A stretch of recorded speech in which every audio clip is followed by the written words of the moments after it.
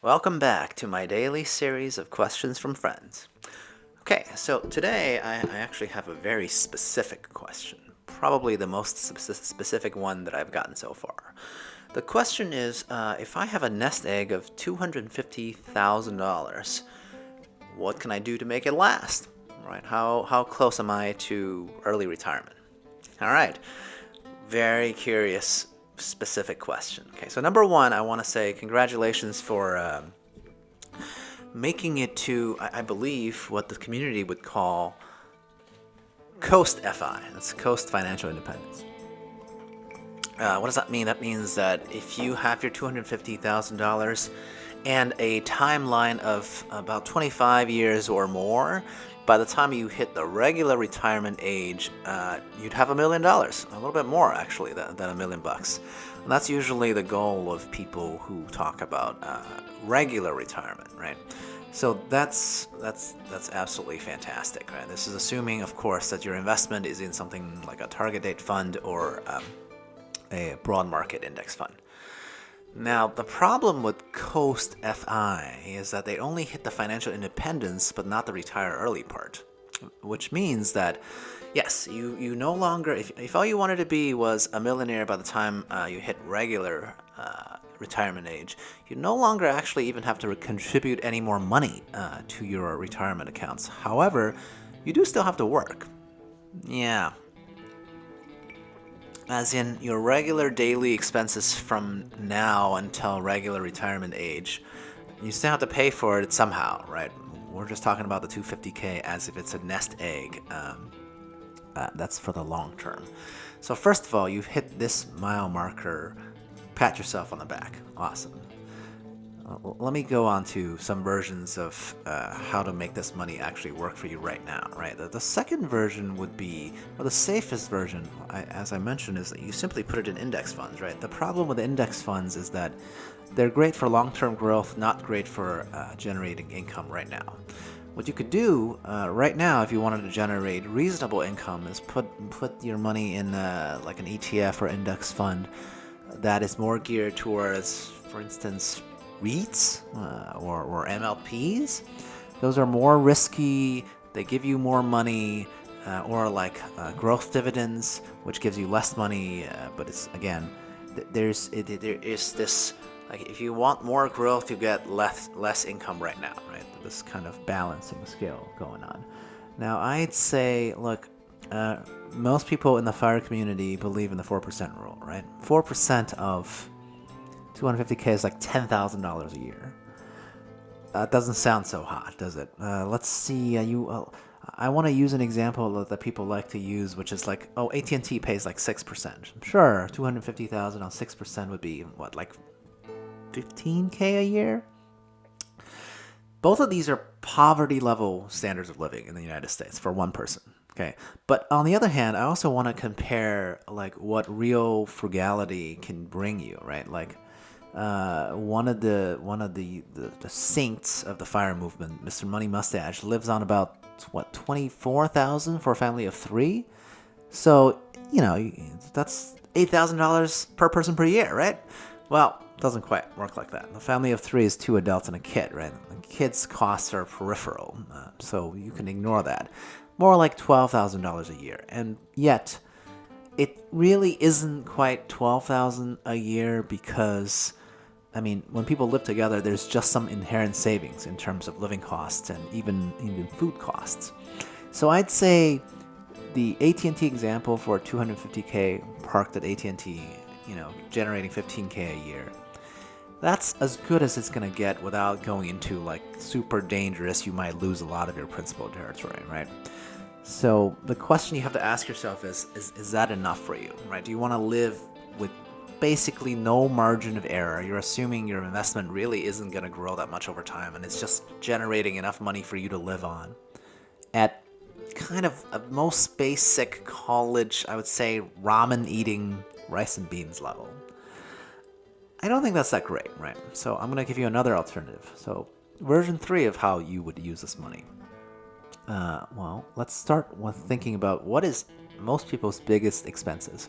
It's almost always housing, right? I'm assuming your grandfather didn't leave you a house that you're not okay with going home and living with your parents, right? If you could do those things and get the housing cost erased, that's a different story, right? So let's assume we have to solve the problem of housing, still with this 250K nest egg. So because the biggest expense is housing, that's why lots of people do house hacking, right? And house hacking in this aspect, I would say, you move it into the middle of the country, you put down, I would say, 200 out of the 250K for something that costs, I don't know, 800,000, and hope it's a multiplex, right? Ideally, a fourplex, 4 2-bedroom, 1 bath would be ideal. You can probably find these kind of deals in tier 2 or 3 city, ideally with a university and or somewhere that locals like to visit for a tourism site, right? That'll make sure your demand for your housing is always there. Now imagine you do that, you buy a fourplex, you live in one, and you rent out the other 3 for optimistically $2,000 a month. I think that's actually quite optimistic.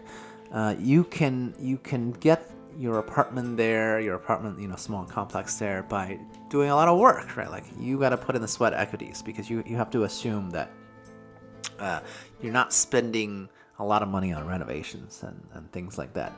And by the way, I'm talking about buying a fourplex not for the sake of flipping, but for the sake of getting rental income, right?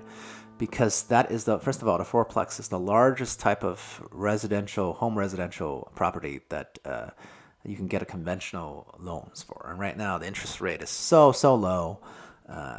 It's almost always a good deal, but it's especially a good deal right now if you want to, go the real estate route, right?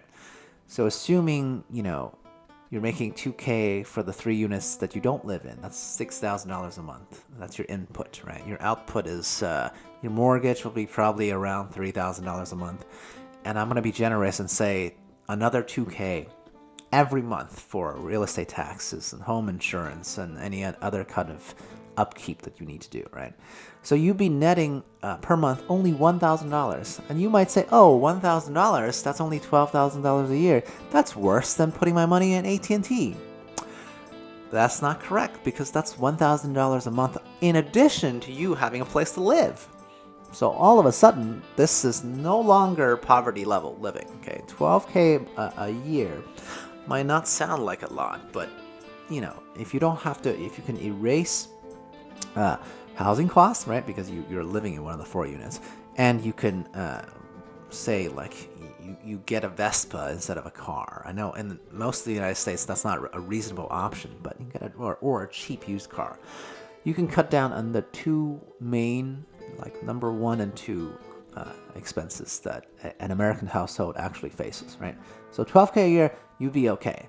Now, you can actually still increase the potential of your earnings, right? Because now you have real estate, right? The whole point of real estate is that you're leveraging your, in this case, 200K front startup capital, and you're leveraging an additional $600,000 that the government is willing to give you at a very low interest rate to do the work for you, right? You could start doing short-term rentals with one of the 4 properties if that's what you'd like, right? You could get another housemate if you have a 2-bedroom and you don't have a family yet. This will further increase your net income per month. The problem with all this is that you are expected to do the work, okay? Because your margin of error is only at a basic level $10,000 to $12,000 a year. You cannot afford major repairs. If you want the best of everything, you're gonna have to save up a couple of years before you can renovate any of the apartments.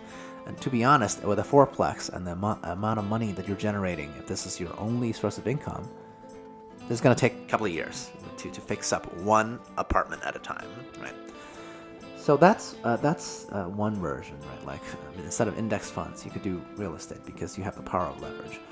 But I'll give you another random version, which is like, what happens is, like, I know the person who asked me this question currently lives in California, and I said even for the real estate solution, you need to move somewhere away from the coasts. Now, the next version is, like, you can do this same type of geographical arbitrage, but internationally, right? I mean, different country, because you can minimize expenses much, much, much more easily than in the United States of America, right? And this really depends, like where you can move to depends on what type of language proficiency that you have already, and or what you're willing to learn, right? If you're relatively young and you want to go on an adventure, maybe this is the path for you, right? But I will caution that any country where it's relatively easy to assimilate as an English speaker or relatively native English speaker, that in turn will make it more expensive because, English speakers, if you're from the UK, you're from Australia, from the US, these are relatively expensive places, right? Lots of people want to make money, from their home countries and go spend it somewhere else.